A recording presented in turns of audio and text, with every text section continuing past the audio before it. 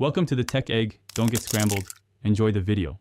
You start by confirming eligibility and gathering essentials, a payment method from the new country and a valid address.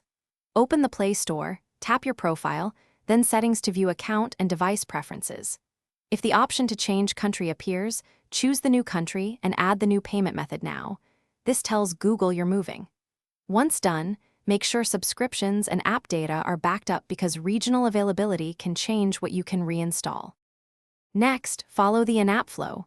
Go to Profile, then Settings, and open Account and Device Preferences.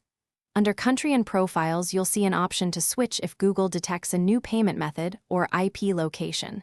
Select the target country and add its payment method.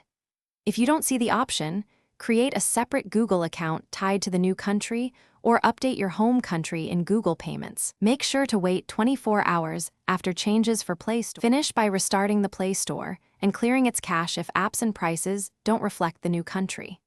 Confirm your Google Payments profile shows the correct country and that the local payment method is valid. Payments often gate the change. If you still can't switch, sign into a new Google account created for that country or contact Google support.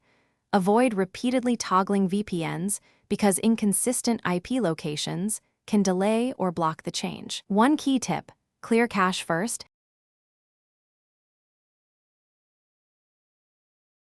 Thanks for watching. Consider subscribing if I helped unscramble your problems.